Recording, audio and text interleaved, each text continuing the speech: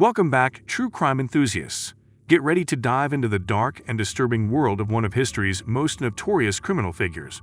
In today's episode, we explore the scary tale of Andrei Romanovich Chikatilo, a name that sends shivers down the spine.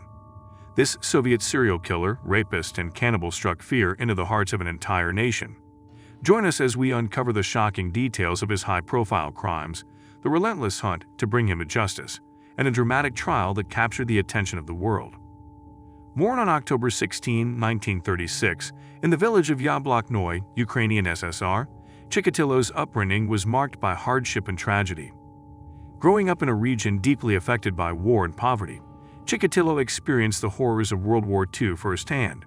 His father, Roman, was a war veteran and a prisoner of war, exposing young Andrei to tales of violence and suffering. The scarcity of resources and constant hunger during those times had a lasting impact on his psyche.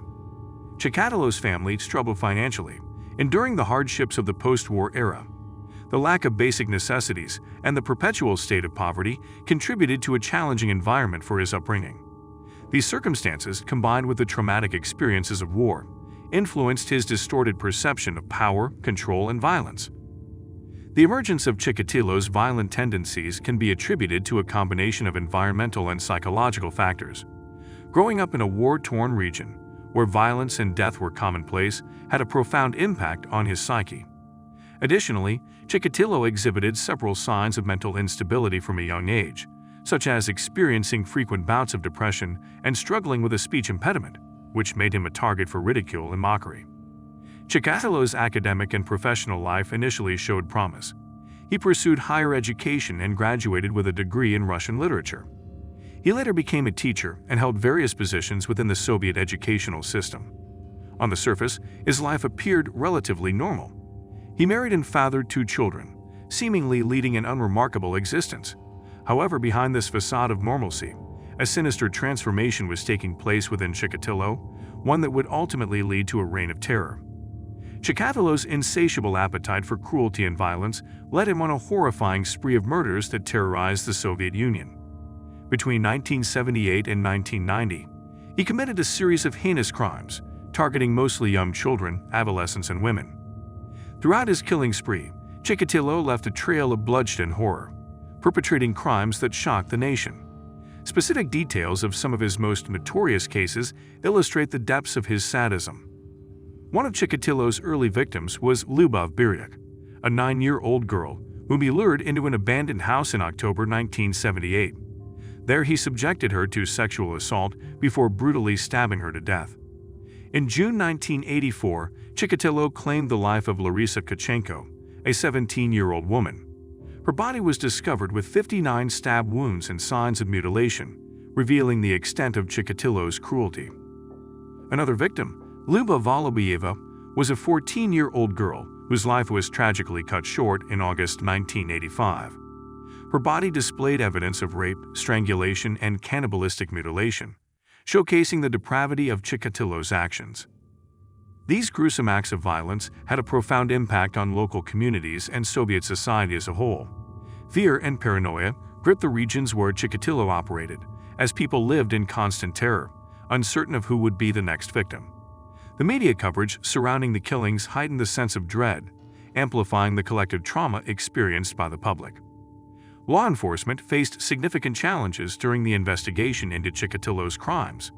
The political climate of the Soviet Union, which emphasized maintaining an image of social order and harmony, hindered the timely recognition and investigation of a serial killer at work.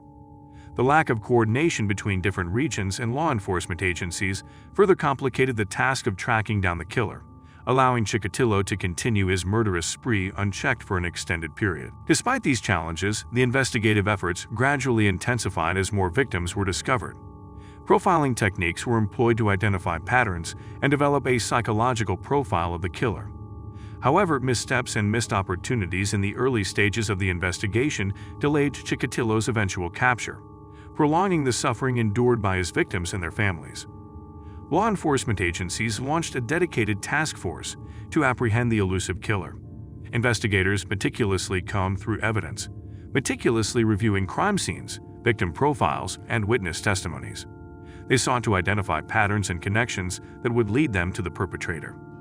By analyzing the characteristics of the victims, the methods of the crimes, and the psychological motivations behind the acts, investigators were able to create a profile that matched Chikatilo's behaviors and characteristics. However, the determination of the investigative team eventually paid off. They focused their attention on Chikatilo, who had aroused suspicion due to his suspicious behavior and proximity to the crime scenes.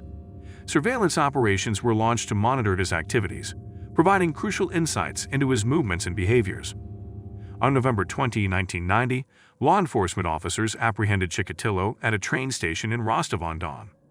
The capture was the result of meticulous surveillance and the vigilance of the investigators. Chikatilo's arrest marked a turning point in the pursuit of justice for the victims and their families. The trial of Andrei Chikatilo would go down in history as one of the most high-profile criminal cases in the Soviet Union. The courtroom became a stage for the presentation of compelling evidence, chilling testimonies, and the clash between justice and denial. Chikatilo's trial began on April 14, 1992, in the city of Rostov-on-Don. The prosecution presented a mountain of evidence linking Chikatilo to the heinous crimes committed over the years.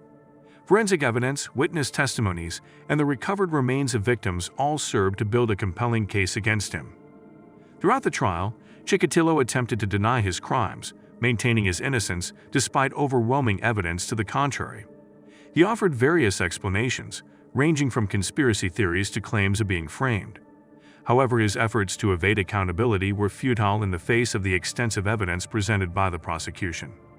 On October 15, 1992, the trial concluded with a verdict that shook the nation. Chikatilo was found guilty of 53 murders, although he confessed 55. He was sentenced to death for his heinous crimes, ultimately facing the fate he had inflicted upon so many innocent lives. The trial of Andrei Chikatilo left an indelible mark on the Soviet criminal justice system and society as a whole.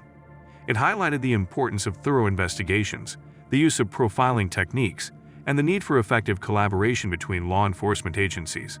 The case also prompted a reassessment of the handling of serial killers, leading to improvements in detection, prevention, and the protection of potential victims. In conclusion, Andrei Romanovich Chikatilo's life and crimes paint a chilling picture of a man driven by sadism and brutality. From his troubled early years to the capture, trial, and eventual sentencing, the narrative of his monstrous acts leaves an indelible mark on Soviet history. The legacy of his crimes serves as a haunting reminder of the capacity for darkness that exists within individuals and the constant need for vigilance and proactive measures to protect society from such horrors. Thank you for joining our journey today. If you enjoyed our video, don't forget to click like and subscribe. Until next time, and stay safe.